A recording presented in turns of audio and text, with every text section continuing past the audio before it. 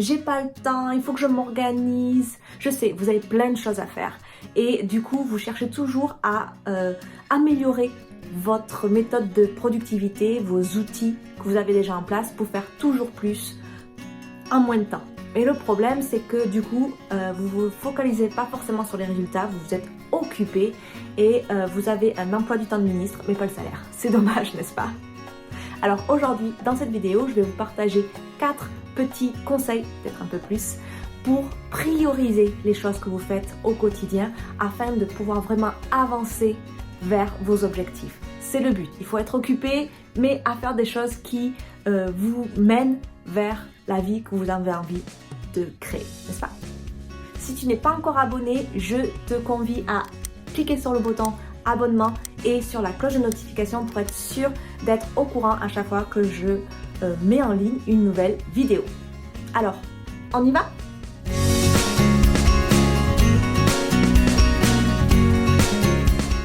Alors, la première chose pour vous, c'est d'accepter que vous ne pouvez pas tout faire en même temps. Waouh, révélation. Alors, je ne dis pas que vous ne pouvez pas tout faire. Je dis juste que vous ne pouvez pas tout faire en même temps. Ça, c'est la différence. Moi, je suis quelqu'un qui est multipassionné. J'adore avoir des millions de projets. Mais j'évite de faire tout en même temps. Je me fais des zones de focus, des périodes en fait de focus sur tel ou tel projet. Et c'est comme ça qu'en fait, j'arrive à faire tout. Parce que si vous essayez de tout faire en même temps, ben, vous vous éparpillez et vous n'arrivez à rien. Donc, votre première mission avant de commencer à prioriser vos tâches, c'est d'accepter profondément en vous que vous ne pouvez pas tout faire en même temps. Alors, afin de pouvoir prioriser vos tâches, avant même de faire la liste de toutes les tâches que vous avez à faire, il va falloir revenir sur votre pourquoi vous faites les choses, qu'est-ce qui est important pour vous, vos valeurs, etc. Donc, je vous invite à prendre une feuille de papier et noter vos catégories de vie. Si vous ne savez pas ce que c'est, prenez 5 minutes en fait pour réfléchir à ce qui est important pour vous dans votre vie en ce moment. Les catégories de vie peuvent changer, vos priorités, etc. changent dans le temps, donc on parle bien d'aujourd'hui et vous pouvez refaire l'exercice à chaque fois que vous avez un grand changement dans votre vie. Donc par exemple, mes catégories de vie, pour moi, ça va être peut-être mon business, ma relation, ma famille, et ça va être peut-être mon bien-être, parce que c'est une chose que j'ai beaucoup laissé de côté pendant les 5 dernières années parce que j'adorais travailler. Donc voilà, c'est 3 grosses catégories pour moi qui sont très très importantes. Vous, peut-être, vous en avez 5 ou 6 ou 10, c'est à vous de voir. Mais par exemple, ça pourrait être pour avoir la spiritualité, par exemple. Si vous êtes maman, peut-être que ça sera vos enfants. Voyez, prenez 5 minutes et réfléchissez à vos catégories. Une fois que vous avez ces catégories, il va falloir mettre l'objectif, le pourquoi, pourquoi c'est important et qu'est-ce que vous voulez atteindre avec chaque catégorie. Par exemple, pour votre business, l'objectif, ça pourrait être commencer un business ou ça pourrait peut-être arriver à vivre de mon business pour pouvoir arrêter mon travail à plein temps. Par exemple, moi, c'était mon objectif de cette année et c'est ce qui est arrivé. J'ai quitté mon emploi il y a à peu près 1 mois. Une fois que vous avez votre objectif global, vous pouvez le diviser en petites étapes en fait, par trimestre, par mois, par semaine, par jour, comme vous voulez. Donc par exemple, pour moi, je voulais quitter mon emploi, donc être à temps plein sur mon business, mais pour ça il fallait que j'ai un minimum d'économie, donc je m'étais mis que dans les premiers 6 mois de l'année 2021, je devais avoir tant d'économies, je devais avoir un visa, donc j'ai préparé mon visa, etc., etc. Donc vous pouvez mettre, c'est très personnel à vous-même, donc allez-y, et si vous avez des questions, posez-moi-les en commentaire, je serai ravie d'y répondre et de vous aider dans ce processus. Ensuite, quand vous êtes au clair avec votre tête et votre petit cœur, une fois que vous avez vos catégories de vie et les objectifs que vous voulez atteindre dans chaque partie de votre vie, et bien maintenant, on va pouvoir faire un brain dump. C'est la 3e étape, un brain dump. Alors un brain dump, c'est de l'anglais en fait, c'est de se désencombrer le cerveau. Donc il va falloir reprendre vos catégories, vous faites un tableau, vous voyez, avec toutes vos colonnes et vos catégories de vie. Et maintenant, vous allez réfléchir à tout ce qu'il y a dans votre tête et le vider sur le papier. Et le but, c'est de les classer par vos catégories de vie. Donc, vous prenez votre feuille et vous y allez. Mais il faut tout marquer. Tout. Ça peut être des choses, par exemple, changer l'ampoule dans votre salle de bain. Ça peut être, par exemple, un projet que vous avez de voyage. Ça pourrait être un projet de service, une idée de service pour votre business, etc.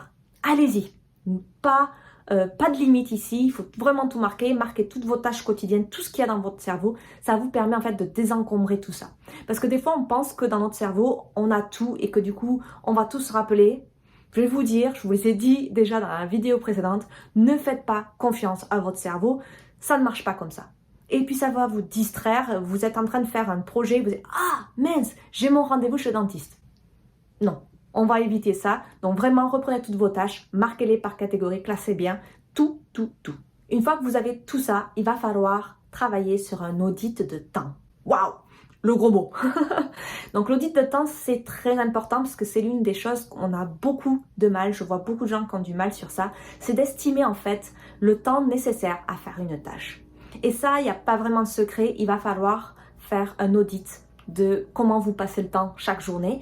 Moi, généralement, je conseille de le faire entre 5 et 7 jours. Vous pouvez utiliser des outils. Moi, j'adore utiliser Toggle. Je vous le mets là, le petit icône. C'est vraiment un outil super qui vous permet de garder tout l'historique en fait des tâches que vous faites. Parce que des fois, on a l'impression qu'on a fait un post Instagram en 10 minutes. Mais si vous mettez Toggle, je peux vous dire que vous mettez plus que 10 minutes. Donc, c'est très important de faire un audit de temps. Donc, avant de mettre en place tout ce que on va faire dans cette vidéo-là, essayez de prendre une semaine. Si vous n'avez pas envie de prendre une semaine, au moins 3 jours s'il vous plaît.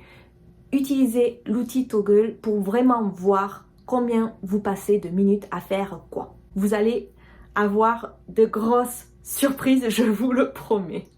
Une fois que vous avez fait l'audit de temps, vous savez combien une tâche vous prend. Il va falloir reprendre votre tableau avec toutes les tâches, tout le désencombrement de cerveau que vous avez fait dans l'étape précédente. Et là, il va falloir prendre chaque tâche et vraiment vous poser des questions importantes. Parce que je suis sûre que tout ce qu'il y a dans ce tableau ne sont pas forcément importantes pour vous et peut-être que ce n'est pas forcément des choses qui vont vous faire avancer vers vos projets. Donc, voici les quelques questions à vous poser pour chaque tâche pour être sûr que ce sont des tâches qui vont vous aider dans votre croissance. Il va falloir être honnête et vous poser des bonnes questions. Par exemple, déjà, vous passez dans votre liste de tâches et vous vous dites, est-ce que cette tâche a vraiment besoin d'être faite? Soyez honnête. Est-ce que cette tâche a vraiment besoin d'être faite aujourd'hui, maintenant? Est-ce que c'est une urgence? Oui, non. Et ensuite, est-ce que ça doit être vraiment fait par vous? Parce que des fois, en fait, on se met la responsabilité de choses à faire qui ne sont pas à nous à faire. Parce que quelqu'un nous a demandé quelque chose et qu'on a été gentil, on a dit oui. Non, enlevez tout ça, ça ne sert à rien. Donc si vous avez répondu à non à quelques des questions, il va falloir peut-être les supprimer de votre liste et je vous conseille de vraiment faire une épuration de votre liste. Il y a beaucoup de choses que je suis sûre que vous n'avez pas vraiment besoin de faire. Demandez-vous s'ils sont en accord, en fait, ces tâches avec les objectifs qu'on a mis en place dans l'étape 2. Regardez vos catégories, toutes les tâches que vous avez à faire. Reprenez les objectifs globaux, en fait, de vos catégories ainsi que les petites étapes que vous avez mis en place et regardez s'il y a une concordance. S'il y a des choses qui ne servent à rien, s'il vous plaît, supprimez-les. Et ensuite, il va falloir vous demander, est-ce qu'il n'y a pas un moyen que je délègue la chose ou que j'utilise des outils pour automatiser. Parce que je suis sûre qu'il y a des outils qui vous permettront de gagner du temps sur des tâches qui sont à faire, mais qui ne sont pas très gratifiantes quand vous le faites par vous-même. Si vous avez du mal avec ces quelques questions, essayez de vous demander quelles sont les conséquences si je ne fais pas l'action de suite? Quels sont les bénéfices de faire la chose de suite? Ça vous permettra un peu de voir l'importance de chaque tâche. Maintenant, vous devriez avoir un peu moins de choses à faire dans chaque catégorie, n'est-ce pas? Et donc, on va reprendre maintenant ce que vous avez fait dans l'audit de temps et essayer d'estimer le temps de chaque tâche qui vous reste dans votre liste. Alors ça va prendre du temps. C'est difficile à estimer le vrai temps. C'est pour ça que je vous ai demandé de faire un audit. Mais c'est pas grave. Vous allez être beaucoup plus intentionnel maintenant parce que vous savez ce qu'il faut faire et ça vous permettra d'ajuster à fur et à mesure que vous mettez en place vos tâches quotidiennes. Une fois que vous avez estimé le temps pour chaque tâche, rajoutez au moins 10 minutes parce qu'il y a toujours des tâches qu'on met plus de temps que ce qui était prévu. Et regardez les tâches qui ne vous prennent pas beaucoup de temps. Parce que ces tâches-là, ça va être les premières choses à faire quand vous avez un petit coup de mou ou vous n'êtes pas trop motivé. faites-les. Allez-y. Débarrassez-vous de tout ça. Si ça prend que 5 minutes, 10 minutes, 15 minutes, allez-y, faites-les. Et comme ça, après, on n'en parle plus. Même si vous n'avez pas vraiment envie de les faire, allez-y. Vraiment, vous allez avoir un poids en moins et vous pourrez vraiment vous focaliser sur les tâches importantes qui sont en direct rapport avec vos objectifs de chaque catégorie de vie. Et ensuite, il va falloir planifier. Donc là, on va reprendre vos catégories de vie et c'est vraiment important en fait de diviser ça par trimestre. Moi, j'aime bien vraiment focaliser sur un trimestre, le détailler à fond et une fois que le trimestre se finit, là, prévoir le trimestre d'après parce que la vie change, il y a toujours des imprévus. Donc, essayez de pas trop planifier parce que ça va vous faire procrastiner. Donc, voyons le premier trimestre. Essayez de voir les catégories de vie que vous voulez vous focaliser dans le trimestre, dans les 90 jours qui arrivent. Donc peut-être ce sera votre famille qui sera en premier, peut-être ce sera votre business. C'est à vous de voir. Moi généralement, je dirais un minimum de 2, un business, un vie perso. Toujours vie perso s'il vous plaît. Essayez de ne pas en avoir plus de 5, même 5 moi je trouve que c'est trop. Essayez d'avoir 3 salaires, un bon milieu. Quand vous avez votre objectif, vous avez choisi vos 2 ou 3 catégories de vie, eh bien on y va. Vous avez votre catégorie de vie avec toutes les tâches qu'il y a à faire. Donc dedans, vous allez avoir des tâches un peu quotidiennes. Vous pouvez vous amuser à les mettre en place. Normalement, vous avez aussi des automations ou des choses qui deviennent plus des routines, etc. Donc ça, déjà, ça devrait vous prendre beaucoup moins de temps. Et ensuite, il va falloir prendre à peu près une grosse tâche focus, un projet important par jour. Seulement une grosse tâche que si vous le faites, ça vous amène un peu plus près de votre objectif. Parce qu'en fait, on a tendance à mettre tellement de choses dans nos listes de tâches quotidiennes qu'on se perd, d'accord? Alors, essayez de partir de votre trimestre, votre objectif global, de le diviser donc en étapes et par exemple, pour un trimestre, il faut le diviser par 3 mois. Donc, vous prenez votre objectif pour les 3 mois et vous le divisez en fait en 3. Ces 3 grandes étapes, vous allez les diviser en 4 à 5 semaines et ainsi de suite. Et ensuite, vous prenez vos tâches en fait pour répondre à ce projet. Et c'est là les tâches les plus importantes, d'accord? Donc, moi, ce que je fais généralement, c'est que pour mon business, par exemple, je travaille 4 jours par semaine sur mon business. Donc, dans les 4 jours où je travaille, je vais avoir une tâche importante seulement sur un projet important, une tâche focus en fait pour mon business par jour pendant ces 4 jours. Le reste du temps, ça va être les 3 jours qui restent, en fait, ça va être pour mon bien-être parce que c'est vraiment important pour moi en cette fin d'année de prendre soin de moi, de reprendre vraiment une vie saine que j'ai un peu perdue parce que je travaillais beaucoup trop. Donc, essayez de voir ça comme ça. Votre semaine, c'est pas fixe, c'est pas quelque chose que vous faites tous les jours, d'accord? Donc, moi, généralement, j'ai des to-do qui sont assez bien structurés et j'essaye de ne pas trop mettre. Donc, j'ai toujours un projet important par jour. C'est la tâche, le projet focus qui me prendra entre 2 à 3 heures de mon temps où je n'accepterai aucune distraction. Ensuite, j'ai 3 tâches moyennes. C'est des projets ou des tâches qu'il faut que je fasse assez récurrentes. Et j'ai 5 petites tâches. Toutes les petites tâches qui vous prennent un gros max 20 minutes, c'est cela. C'est comme ça que j'organise mon temps. Donc déjà, commencez par vos gros objectifs de vie, vos business, spiritualité, famille, etc. Mettez vos objectifs et les tâches qui sont en rapport et complétez le reste en fait de ces petites tâches quotidiennes que vous avez dans votre brain dump. Vous pouvez les mettre jour par jour. Voilà. Alors un petit bonus, s'il vous plaît, prenez soin de vous. Je sais que vous avez plein de projets, que vous êtes ambitieux, que vous voulez faire plein de choses, c'est très bien. Mais il va falloir aussi prendre soin de vous. Parce que si vous avez l'énergie à zéro, les batteries à zéro, vous ne pouvez rien accomplir et vous allez droit contre le mur, vous allez dans le burn-out. Et c'est pas très intéressant, n'est-ce pas? Donc, prévoyez du temps libre. Alors, quand je dis de prévoyer du temps libre, je ne vous demande pas de bloquer du temps pour votre bien-être, d'accord? Je vous dis juste de libérer, de faire respirer votre emploi du temps.